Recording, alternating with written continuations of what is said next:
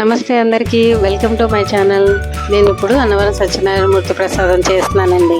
దానికోసం ఒక ప్యాన్ పెట్టుకుని అది కొంచెం హీట్ అయ్యాక ఒక కప్పు గోధుమ రవ్వని తీసుకున్నాను. దాన్ని బన్సీ రవ్వ అని కూడా అంటారు కదా, దాన్ని తీసుకున్నానండి. ఒక కప్పు తీసుకున్నాను. ఇది పక్కా కొలతలతో ఎలా చేయాలో కూడా మీకు చెప్తాను. దీన్ని బాగా వేయించుకోవాలండి, మంచి కలర్ వచ్చే వరకు వేయించుకోవాలి. మనకి గోధుమ రవ్వ వైట్గా అవుతుంది కదా, అప్పటి వరకు వేయించుకోవాలి. చూసారు కదా, ఇలా వేగితే చాలు. ఇప్పుడు దీన్ని ఒక ప్లేట్లోకి తీసేసుకుందామండి. తీసేసుకున్న తర్వాత మళ్ళీ ఒక ప్యాన్ పెట్టుకుని దీనికి ఒక కప్పుకి 3 కప్పుల నీటిని తీసుకున్నాను. 3 కప్పులు నీళ్లు పోసేసుకోవాలి. ఇవి కొంచెం బాగా మరగాలండి. ఈ నీరే బాయిల్ అయ్యే వరకు ఒక్క 2 నిమిషాలు మూత పెట్టేసుకుని మరిగిద్దాము. ఒకసారి మూత పెట్టేసుకుందామండి. చూసారు కదా, ఆ వాటర్ బాయిల్ అవుతుంది కదా. ఇప్పుడు దీంట్లో మనం తీసి పెట్టుకున్న రవ్వ ఉంది కదా, దాన్ని అంతటిని వేసేసుకుందాము. ఒకసారి వేసేసుకుని, వేయించిందే కాబట్టి కలుపుకుంటూ ఏమీ అవసరం లేదండి. ఒకసారి వేసేసుకుని మనం కలుపుకుంటూ ఉండొచ్చు. నేను ఇలా మరుగుతున్నాను కదా, ఇప్పుడు బాగా కలిపేసుకుందాము. ఈ రవ్వ అంతా దగ్గర పడి ఆ వాటర్ అంతా ఇంకిపోయే వరకు మనం చేస్తూ ఉండాలి. ఇలా కదుపుకుంటూ ఉండాలి. మరొక 2 నిమిషాలు మూత పెట్టేసుకుందామండి.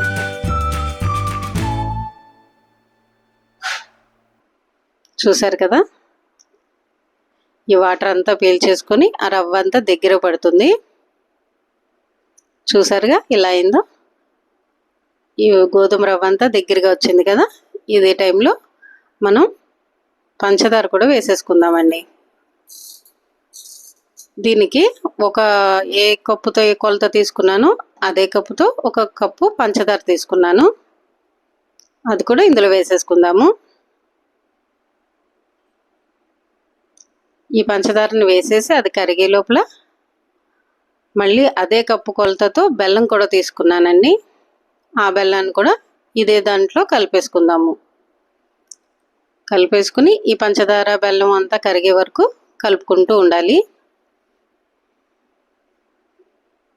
చూసారు కదా, ఆ పంచదార అంతా కరిగింది, కొంచెం లిక్విడ్లా వస్తుంది కదా. ఇదే టైంలో బెల్లాన్ని కూడా వేసేసుకుందామండి. బెల్లం కొంచెం నల్ల బెల్లం అలా అయితే మంచి కలర్ వస్తుందండి. మనం తీసుకునే బెల్లాన్ని బట్టి కూడా మనకి మంచి కలర్ వస్తుంది. అలాగే ఇలాచీ కూడా వేసుకున్నాను. తర్వాత మళ్ళీ ఇలాచీ పొడి వేస్తానండి.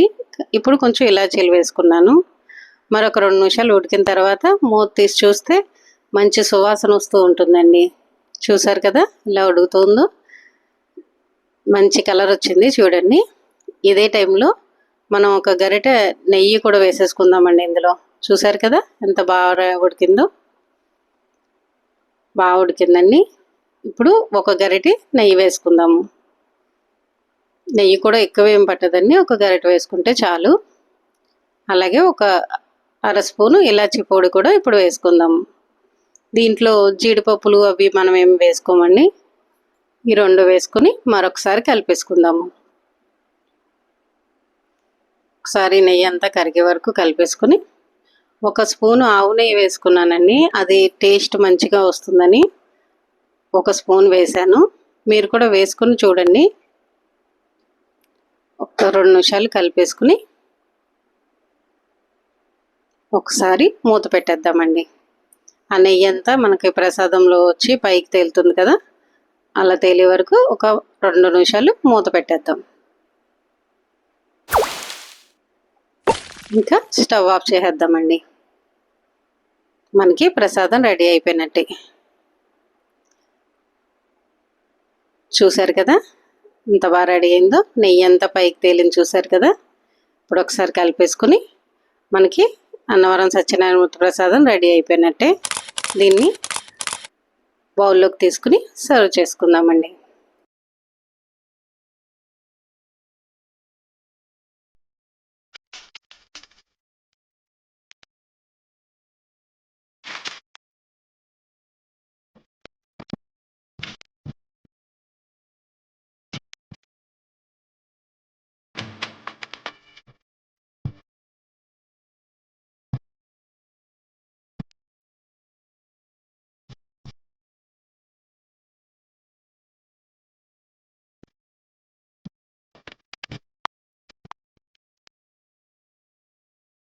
ఈ వీడియో నచ్చితే లైక్ చేయండి, మీ ఫ్రెండ్స్తో షేర్ చేయండి. అలాగే ఈ రెసిపీ మీరు కూడా ట్రై చేసి ఎలా వచ్చిందో కామెంట్ చేయండి. ఇంకా ఇలాంటి టేస్టీ రెసిపీల కోసం మా ఛానల్ని సబ్స్క్రైబ్ చేసుకోవడం మర్చిపోవద్దండి.